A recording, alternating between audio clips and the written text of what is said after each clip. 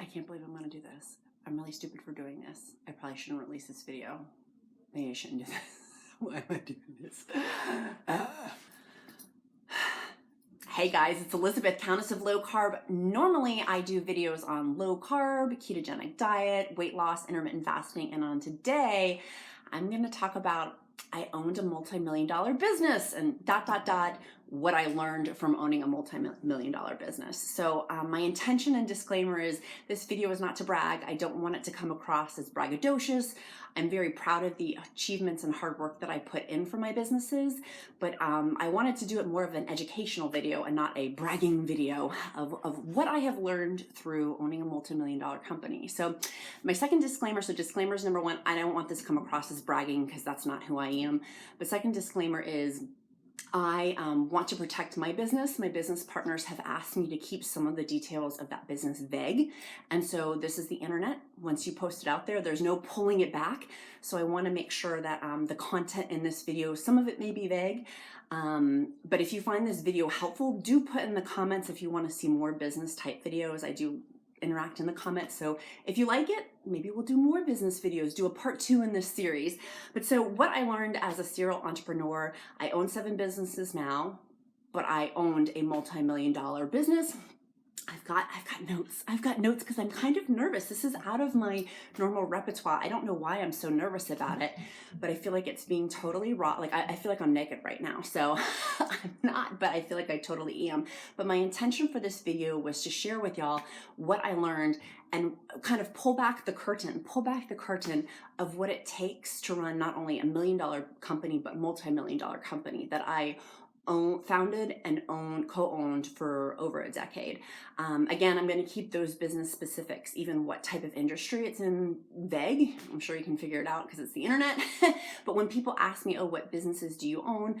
I haven't done a video on that to protect that business and other businesses, to protect them. I'm a mama bear and I want to make sure they're protected. But so I want to talk about tips, but I may not get into actual specifics with those. So the first one is Sheryl Sandberg, the CEO or the COO of Facebook, had written a book, and I didn't read the book. I wish I had. I think it was Lean In or Lean Closer. Y'all tell me in the comments what it was.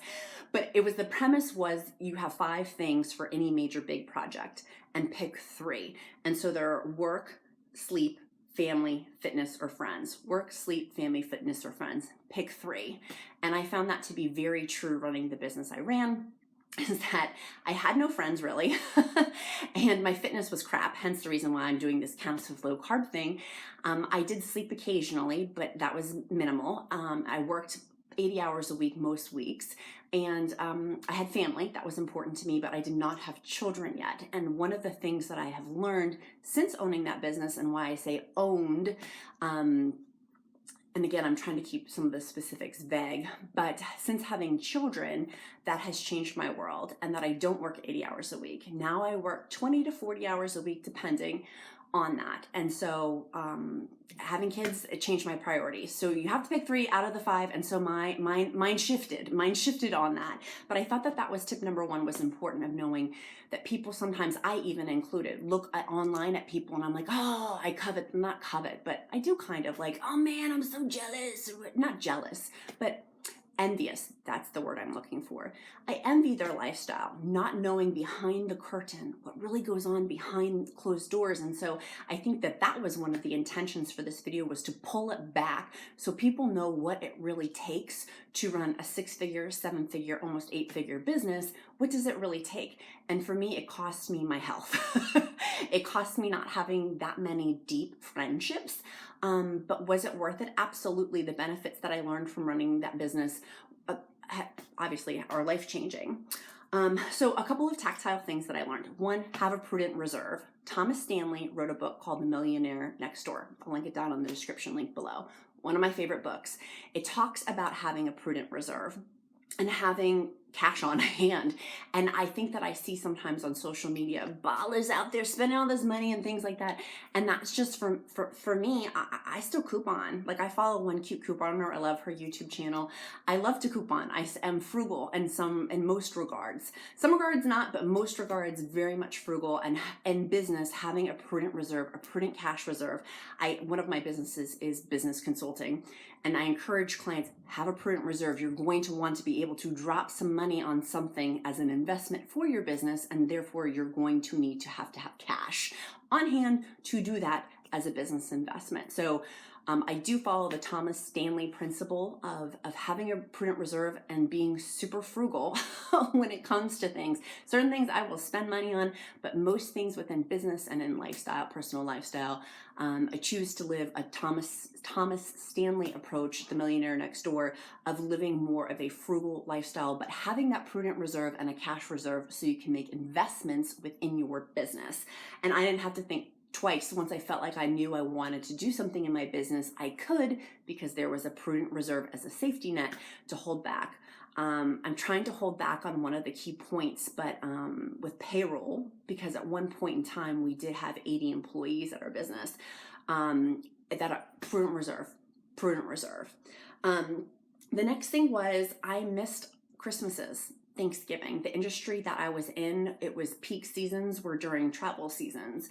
And so I didn't have Christmas on Christmas. Thanksgiving, I usually was running to some sort of an emergency, which I'll get into later, but I worked 80 hours a week, and that included holidays. I didn't really ever get to celebrate July 4th until recently. Once I had my son, he was a year and a half old. We were working the Christmas shift. There was an emergency. We had to leave. I had to scoop my son up. My husband, my son, and I went to go for this emergency, and I was like, that's it. We're not doing this anymore. Like, what is my kid going to be 5 years old on Christmas morning, and we're scooping him up to go take him to an emergency? So that has significantly changed, and my role has significantly changed. But I worked holidays, and I worked 80 hours a week. So if you work 40 hours now, double that. And that's what I worked. So there wasn't very much downtime. There wasn't very much relaxation time. Vacations, we went for like 1 week to the beach and then another week of like staycation, but that was pretty much it. I worked most weekends. I worked all the time. There was no work-life balance as I gave it to my business. The next tip that I have, was at number 4, is the yin and the yang. I have business partners who balance me out in my personality style. I'm very flamboyant. Hello, look what I'm wearing. Hello. I'm very flamboyant, and so I need more on the DISC personality styles. I'm very much DI. I need SC personality styles, so I intentionally picked business partners or associates, managers within my businesses that are the opposite of me to help me stay organized. I need it so I can be my best self and they can be their best self, and then merging the yin and the yang together really makes a difference. Really makes a difference. And again, I'm trying to choose my words I'm trying to choose my words carefully as to protect my businesses and my business partners, as they didn't want to be mentioned in this video, but very much having the yin to the yang. And that allowed me to be my natural tendencies, but also there were safety nets of having somebody else balance me out. Next thing was chasing money is empty. I thought once I hit $1 million status and then multi-million-dollar sales revenue status. So sales revenue is different than net. Net is take home. Sales revenue is what you sell, like the total volume. So someone could be selling $500,000 in a month as sales revenue, but they're taking home negative $10,000. So let's talk net. That's different than sales revenue. So for sales revenue, chasing money can be empty. Not can be, it is empty if that is your focus. For a long time, because I grew up in a single parent household, was chasing money. And once I got it, it felt very empty and unfulfilled. And so I want the true story that money doesn't buy happiness. Money buys a lot of things and contentment and with having security in that. But money can be very empty with that. And I understand growing up of where's bill money going to come from? Oh, the food pantry's empty. Like certain things, I understand that growing up in a single parent household. But once I got to a certain level, I thought it would feel differently than what it felt like. And so if you're chasing money to fill a hole, it's not going to fill it. At least that was my experience. That money doesn't fill it. It provides a lot, and it does a lot of cool things. Like we get to donate a lot of money. I'm sure some trolls are going to come along and say something. We donate a lot. I don't want to be braggadocious about that either. We intentionally tithe and do cool things with that. So, but I feel like that's bragging. So I don't want to talk about that. But money doesn't fill a hole. Certain other things fill that hole. And so for one of mine is God is my business partner. Sometimes I feel like people, I don't know, that there's so much judgment in today's culture that, but God is my business partner. And I don't want to apologize for that I'm proud of that God is my business partner, and that I've always really tried. I haven't always succeeded. I certainly have not been the best representation of that all the time, but God is my business partner. He is, but in turn, I'm human and I'm fallible and I make mistakes, but definitely like that has been important to me too. One of my other big things of having business partners, but having like a godly business partner, really, really, really, I think gave me intuition that I wouldn't have had otherwise. For example, the industry and industries I've been in, I've gotten in on the wave before it became like the upswing on it.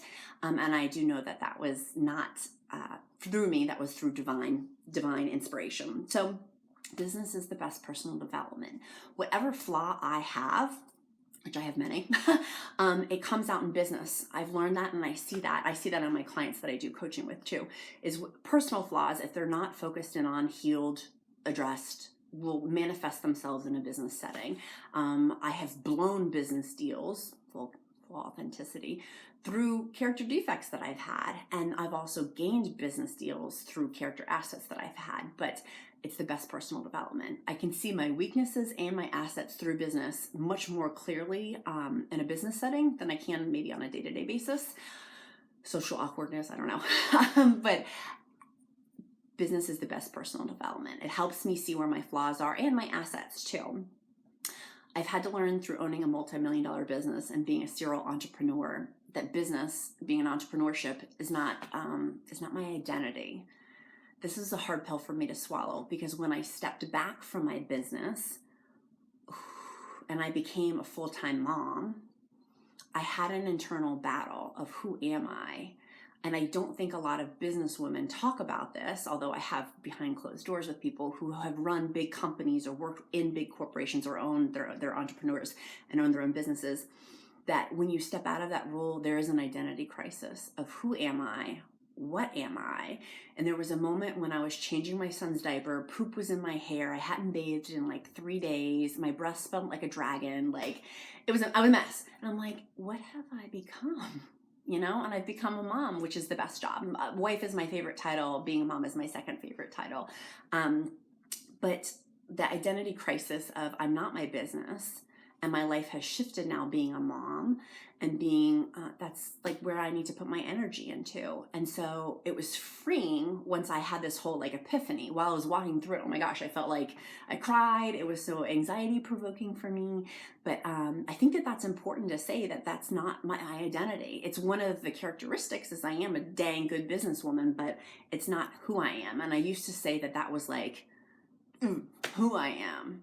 And I'm a child of God, like, period. Like, that's my identity.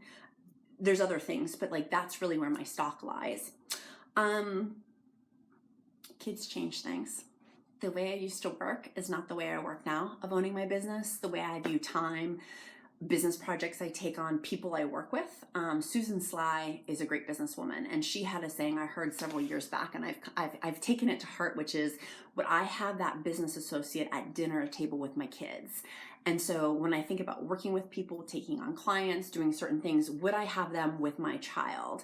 And that was always my employee rubric for hiring, was would I have them with my kid? Or would I have them with, at the time I didn't have, when I was doing hiring and stuff, would I have them with my dog?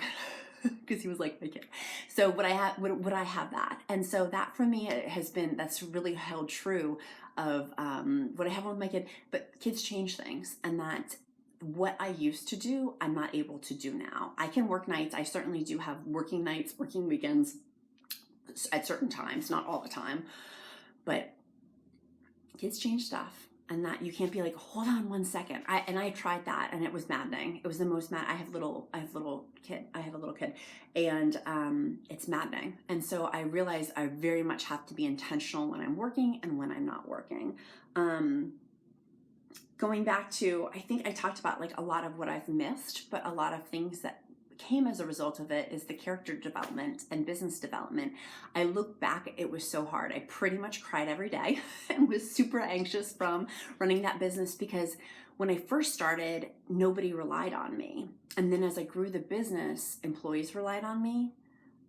Thousands of clients relied on me. Like it was a lot.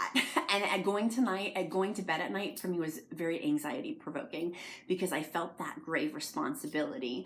Now I'm more intentional to have businesses of where I'm like by myself and not having to have other people that are within the company, because it makes me have to feel that weight of that, because I really did feel that weight of that.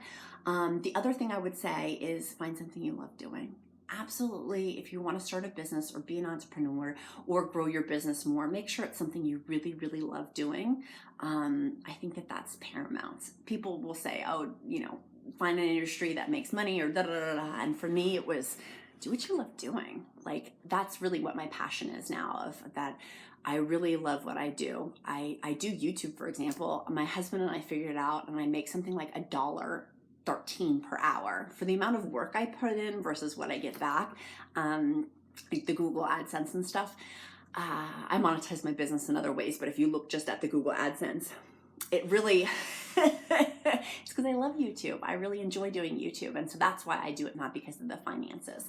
So I hope that you found this video helpful. If you did, this is completely off my topic of what I normally do, but I wanted to share a little bit, a snippet, and hopefully educate it a little bit, pull back the curtain of what it's really like, because sometimes I think on social media or on Instagram, you see Instagram pictures of things, private jets and stuff like that, and I'm like, boo, I don't own a private jet, and I know how much my paycheck is. Like, you know what I mean? Like, I just wanted to make it real, and particularly real as a woman, and now as real as a woman, as a mom, of being a serial entrepreneur and owning a multi-million-dollar business, of having owned one, and having run 6, 7, and 8-figure businesses, really what that entails. And now my life, from that Sheryl Steinberg thing, now my life does include my health, and that's really important to me. So I hope that you guys find this helpful. Click the like button if you do find it helpful. I would say subscribe if you want to see my weight loss keto stuff, but more importantly, what I would rather see is in the comments, put if this video was helpful for you. If it is, I would love to do another video if there's interest. If this video bombs, I'm going to have so much regret. No, I'm not going to have regret. But if this video bombs or there's no interest, then that'll be good. And then this will be out there, and I can't pull it back, but it's my story. And then when people ask me what my 7 businesses are, I can kind of allude to this. So, but hopefully it was helpful. Hopefully there was value in it. I think there was. I think so. So put in the comments if you want to see more, and let's make it a powerful day, guys.